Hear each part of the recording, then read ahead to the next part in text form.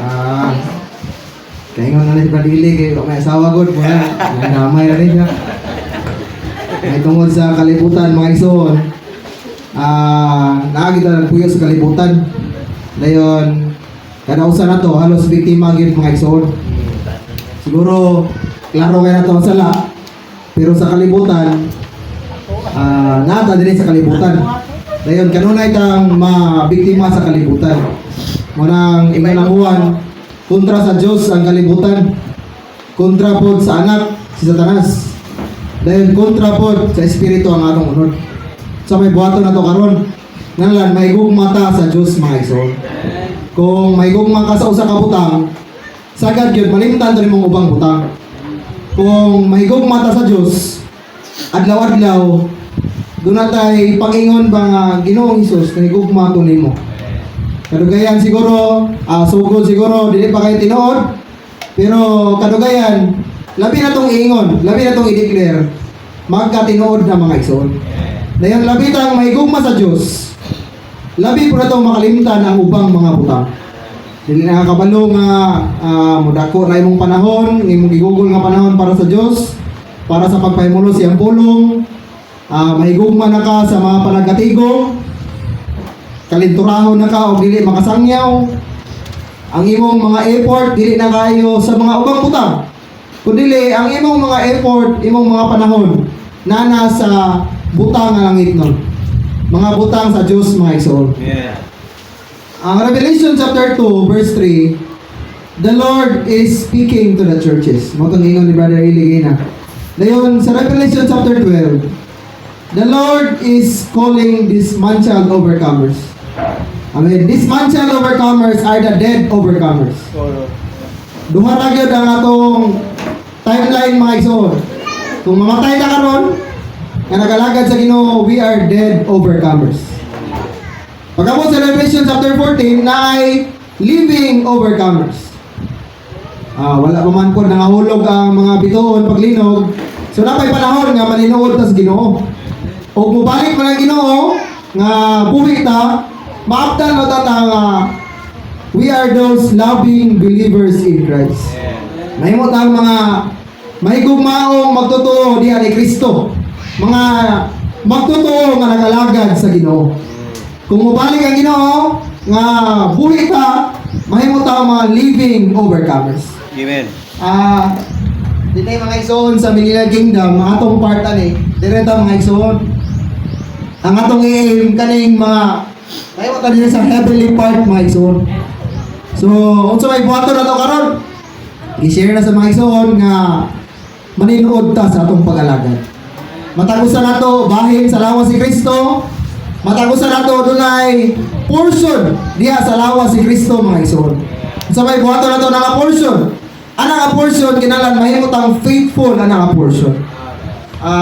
Nindot po kayo ba nga gi-explain bitaw sa itong morning revival sa mga igsoon nga sa dini nga part day mga igsoon sa War of Armageddon. Limpiyuhan tanan sa Ginoo except ni Satanas mga igsoon. Si Antikristo, mga mining propeta, ilapay tanan dito sa linaw kalayo. Pero si Satanas, taguan pa siya dito sa bungaw nga walay kinatuban. Dayon sa Revelation chapter 20, buyan siya gadali para atong sa Gog and Magog. Dayon eternally humana na mga igsoon, itambog siya sa linaw nga kalayo. I-prepare yun sa Ginoo ang iyang gingharian kay inigbalik niya. Siguro karon ang gingharian sa yuta karon, siguro din sa bansalan, di ta makaingon nga ang Dios gyud nagdumala aning yuta, aning lungsura kay namay mayor, namay gobernador. Pero moabot ang panahon, even sa tibok kalibutan karon, di ta makaingon nga kaning gingharian na, kaning kalibutan na, gingharian sa Dios. Kay daghan mga negatibong butang, daghang mga dili maayong butang.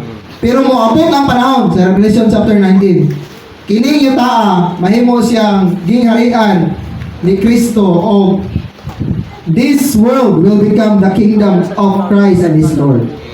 Mahimong gingharian ni Kristo mga igsoon. Manang before siya mahimong gingharian ni Kristo. doon na siya isa pag-sweep away sa tanang kahugaw mga igsoon. Dayon sa pag-abot na sa Bagong Jerusalem, dayon na Ginoo, may mo natang doon na tayo kahimpitan mga igsoon. Manang may nangdanon kayo nga adlaw-adlaw, dili wala mong siguro yung nagdahong na to nga mahimotang kanang ugma siguro gidang ko na to mamatay na to ugma. Nili ang atog yung i-aim mga igsoon kaning mga living overcomers. Dayon na Ginoo. Amen. Balik-balikon nyo gani nga dili ta may mga overcomers kung wala tayo mga butang nga dagon. Ingon ta lang overcomer ta tanan karon kay napit nagtigom. Ini katubang na to sa dinhi sa Revelation chapter 19 kanang sa kasal na ba sa Cordero. Makita anda mo, makutan mo nga assume lang nga ko dito. Makutan mo nga unsa may mong gidaog brad kay ikilig mo ta kanang tabi-tabi ko. Unsa may gidaog nimo brad? Unsa may gidaog nimo sister? So, mata usa na to mga igsoon, siguro dasig kita pero lagi tay kaluyahon. Kana katong kaluyahon mo na tong dagunon mga igsoon. Mao na atong idil una sa Ginoo kay mas maayo man nga idil ta karon sa Ginoo kaysa idil ta dito sa usa ka libo ka tuig nga pangikitan. Munang adlaw-adlaw moduol kita sa Ginoo, natay kaluyahon munang kinahanglan ang kinabuhi kanang Zoe life sa atong espiritu. Mugawas na siya sa atong una-una, sa atong kalaba, sa atong pagbati o sa atong pagbuot, aron mo na yung model sa atong kaluyahon mga igsoon. Para nagpangutanaw niya sa Ginoo nato, unsa po ninyong overcome dito? Anong overcomer mo ka? Di, makaingon ka nga, nana. So, salamat sa Ginoo mga igsoon nga natay dagonon. Ang Kristohanong kinabuhi, Iglesiahanong kinabuhi, sigpit nga dalan mga igsoon. So, ibig sabihin, daghatag dagonon mga igsoon. Nya dili ito ni madaog sa atong kusog. Bisan katong sa War of Armageddon.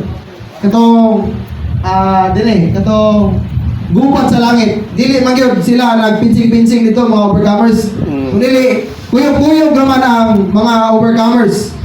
Kuyog-kuyog na sa pag-judge ni Kristo sa mga nasod mga igsoon. So, unsa may buot pasabot ana? Karon guys, sa atong kaluyahon dili kita mismo ang model. Dili una mahigugma ta sa Ginoo. Hindi mahigugma ta sa Ginoo, mahigugma na pud ta sa iyang pulong. Kung mahigugma ta sa iyang pulong, mahigugma ta sa panagkatigom. Dayon kung mahigugma ta sa panagkatigom, mahigugma ta sa mga balaan. Kung mahigugma ta sa mga balaan, mahigugma na pud ta musuporta sa mga balaan. Ana paagi mga igsoon, masuyong pa mawala ang imong kaluyahon kay ang Ginoo ni buhat naman sa imong sulod. Salamat sa Ginoo mga igsoon. Hallelujah.